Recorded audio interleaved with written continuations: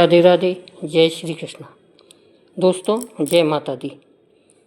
सुहागन महिलाएं अपने स्वाग के लिए और कुंवारी ही महिलाएं, बच्चियां अपने मनपसंद पति पाने के लिए माँ का, चौथ माता का व्रत करती हैं और चौथ माता सबकी मनोकामना पूरी करती है।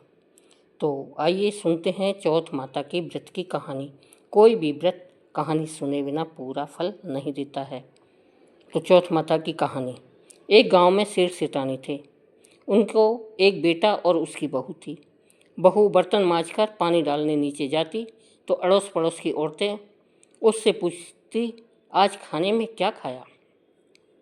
तो वह कहती, बासी कुसी तरवासी। एक दिन जब वह बर्तन मांजकर पानी फेंकने गई तो रोजाना की तरह औरतों ने पूछा कि आज क्या खाया? तो फिर उसने वही जवाब दिया, बासी कुसी तरवासी। उस दिन सेठ के बेटे ने नीचे उतरते हुए उसकी यह बात सुन ली और मन में सोचने लगा कि अभी तो यह ताज़ा भोजन करके आई है, फिर भी इसने दूसरों को बासी कुसी क्यों बताया। दूसरे दिन उसने माँ से कहकर खीर खांड का भोजन बनवाया। माँ, बेटा और बहू तीनों ने बड़ी प्रसन्नता से भोजन किया। बहू बर्तन मांजकर पानी को नीचे डालने गई तो पीछे पीछे उसका आदमी भी गया। आज भी हमेशा की तरह औरतों ने पूछा, आज क्या खाया? तो उसने वही जवाब दिया, बासी कुसी तरवासी। उसके आदमी को बहुत गुस्सा आया। आज तो मेरे सामने खीर खांड का भोजन किया है, फिर भी ये बासी कुसी बता रही है, इसमें क्या रहस्य है? इस बात को समझने के लिए वह रात का इंतजार करने लगा। जब रात हुई और बहू कमरे में आई तो उसके आदमी ने पूछा कि आज तूने खीर खांड का भोजन किया, फिर भी पड़ोसी औरतों को बासी कुसी क्यों बताया? तब बहू मुस्कुराकर बोली कि आपके दादा परदादाओं की कमाई है, तो वे बासी कुसी हुई या नहीं? यह सुनकर उसने परदेश जाने की सोच ली तथा सुबह उठकर माँ से बोला, माँ, मैं कमाने के लिए परदेश जाऊँगा। माँ ने कहा, अपने पास बहुत धन है, तुझे परदेश जाने की क्या आवश्यकता है? लेकिन बेटे की जिद के आगे माँ ने परदेश जाने की स्वीकृति दे दी। अब वह कमाने के लिए परदेश चला गया। वहाँ उसे एक सेठ के यहाँ नौकरी मिल गई। कुछ ही समय में वह सारा कामकाज करने लग गया। सेठ अपना सारा कारोबार उसे सौंपकर स्वयं तीर्थ यात्रा के लिए चला गया। इधर सास ने बहू से कह रखा था कि दिए की बुझ जावे तो चूल्हे की मत बुझने देना, और चूल्हे की बुझ जावे तो दिए को मत बुझने देना। लेकिन एक दिन दोनों अग्नि बुझ गई तो बहू पड़ोस में अग्नि लेने गई। उसने देखा कि वहाँ पड़ोस की औरतें किसी माता का पूजन कर रही है। यह देखकर उसने पूछा कि आप किस माता का पूजन कर रही हैं?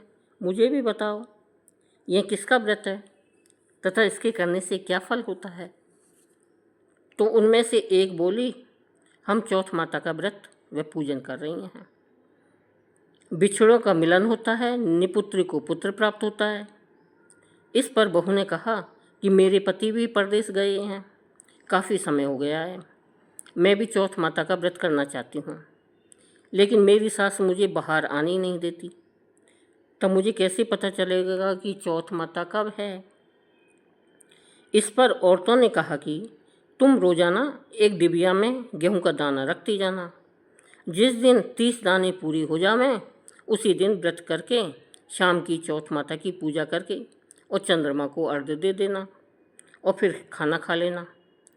साहूकार की बहू उनके कहे के अनुसार व्रत करने लग गई। अब व्रत करते करते काफ़ी समय बीत गया तो चौथ माता ने सोचा कि यदि इसकी नहीं सुनी तो अपने को कोई पूजेगा नहीं। तब चौथ माता ने साहूकार के बेटे को सपने में जाकर कहा कि साहूकार का बेटा सो रहा है कि जाग रहा है? उसने कहा, न सो रहा हूँ न जाग रहा हूँ, चिंता में पड़ा हूँ। इस पर चौथ माता ने कहा कि अब चिंता छोड़ और तेरे घर जा और सबकी सुध ले।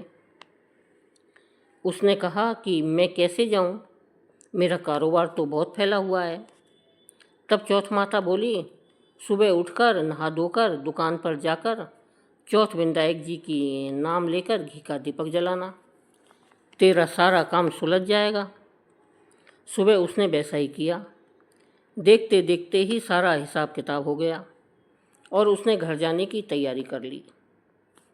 घर को रवाना हुआ तो रास्ते में एक सांप जा रहा था, तो उसने सांप को सिसकार दिया।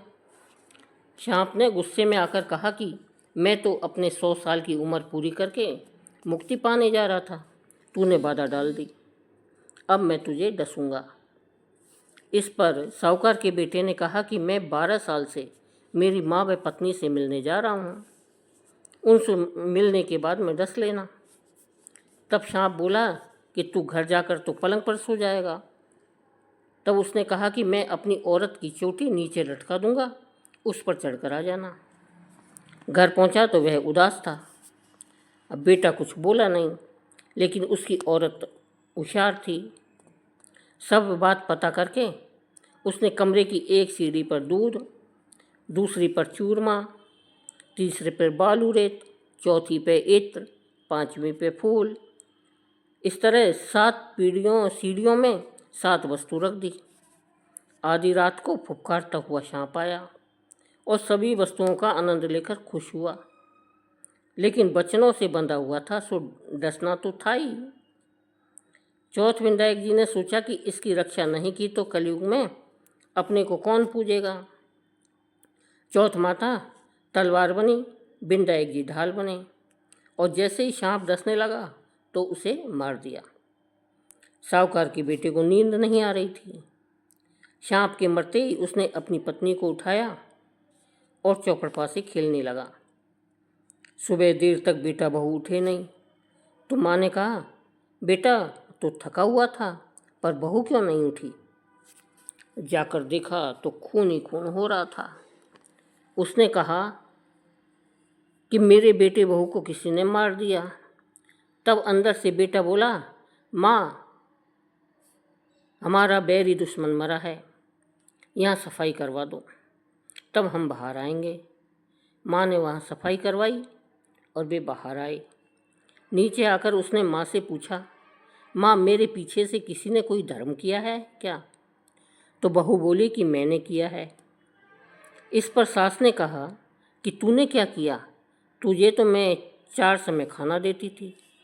बहू बोली, मैं महीने में एक चौथ का व्रत करती थी। सुबह का खाना पानी वाली को देती थी, दूसरी बार का खाना गाय के बछड़े को खिलाती, तीसरी बार का उठाना में गाड़ देती और चौथी बार का खाना मैं पूजा करके चंद्रमा देखकर फिर खाती थी। मैंने पूजा के लिए बनिया की दुकान से घी गुड़ मंगवाया, सो उसका जाकर हिसाब कर दो। सास ने पानी वाली से पूछा तो उसने हाँ की और कहा कि महीने में एक दिन मुझे रोटी देती थी। बछड़े से पूछा तो उसके मुंह से फेंफ के फूल गिरे। उठियाना खोदा तो रोटी के सोने के चक्कर निकले। बनिए से पूछा तो उसने भी कहा कि महीने में एक बार मेरे से घी गुड़ मंगवाती थी। फिर बहू ने कहा कि मुझे अब बैसाख की चौथ का उद्यापन करना है। सास बहू ने चौथ माता का व्रत व उद्यापन धूमधाम से किया और आराम से जीवन बिताया। हे चौथ माता, उस बहू पर प्रसन्न हुई जैसी सब पर प्रसन्न होना और सभी की मनोकामना पूरी करना, सभी को अमर सुहाग देना और कहता को सुनता को हुंकारा भरता को सभी की मनोकामना पूरी करना, सबको अमर सुहाग देना। बोलो चौथ माता की जय। चौथ माता की पूजा में हल्दी, कुमकुम, मेहंदी, लच्छा, गुड़, घी का दीपक, 5 पीड़ा और 1 लड्डू गणेश जी का प्रसाद लेना चाहिए और चौथ माता को कंसुअल पुष्प आदि पूजा में लेते हैं। पाटा डालकर विनायक जी चौथ माता मांडकर पूजा करते हैं और कहानी कहते हैं। रात को चंद्रमा देखकर अर्घ देकर जीमते हैं और अर्घ देते समय इस प्रकार बोलना चाहिए। किसी भी चौथ के व्रत में चंद्रमा को अर्घ देते समय इस प्रकार बोलना चाहिए, चांदा हेलो उगियो हरिया बाँस कटाए, साजन उबा बार ने आँखा पाती लाए। सोना की सी साँख ली गले मोत्यारो हार, और बैसाख चौथ का चांद ने अर्घ देवता, जियो मीरा वीर भरतार। इस तरह बोलने से पति की उम्र बढ़ती है। धन्यवाद। इसके बाद में गणेश जी की कहानी कही जाती है। तो अब हम सुनेंगे गणेश जी की कहानी। एक बार गणेश जी का मेला आया। सभी लोग मेले में जा रहे थे। एक छोटी सी लड़की थी। वो अपनी माँ से बोली, माँ मैं भी मेले में जाऊंगी। माँ बोली, माँ भीड़ बहुत रहेगी तो भीड़ में दब जाएगी। पर लड़की नहीं मानी। माँ ने कहा, ठीक है चली जा। और उसके साथ में 2 चूरमे के लड्डू बांध दिए। वह लोटे में जल दे के भेज दिया। माँ ने कहा, बेटी एक लड्डू गणेश जी को खिला देना, वे जल पिला देना, फिर एक लड्डू तू खा लेना। लड़की मेले में गई। सब लोग तो मेला देखकर वापस आने लग गए और लड़की को भी वापस चलने के लिए बोलने लगे। पर लड़की बोली, मैं तो गणेश जी को लड्डू खिलाकर ही आऊँगी। और गणेश जी की शरण में बैठ गई और कहती गई, एक लड्डू तुझको, एक लड्डू मुझको, एक लड्डू तुझको, एक लड्डू मुझको। ऐसे ही सारी रात बीत गई। गणेश जी ने सोचा, अगर मैं लड्डू नहीं खाऊंगा तो ये लड़की घर नहीं जाएगी। सो छोटा सा रूप धरकर आए और लड्डू जीम कर पानी पी लिया और प्रसन्न होकर लड़की से बोले, कुछ मांग ले। लड़की बोली, अन्न मांगू, धन मांगू, 9 खंड महल मांगू, 84 दिया, हाथी हंस, बांदी पीस, खूंट्यो हार, सेजा भरतार, रुंझुन बैल, बस इतना मांगू सो मुझे दे देना। गणेश जी सोचने लगे, लड़की छोटी सी दिखती है पर बहुत कुछ मांगा है।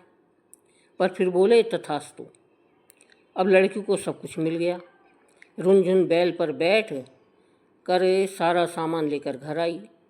माँ ने कहा, सब तो कभी के आ गए, तू कहाँ थी? लड़की बोली, सब तो मेला देख कर आए हैं, मैं तो गणेश जी को चूरमा खिलाकर और पानी पिलाकर आई हूँ।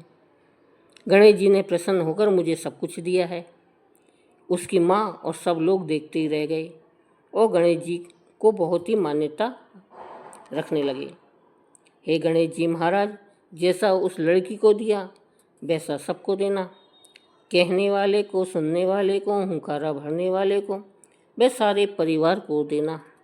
बोलो गणेश जी महाराज की जय।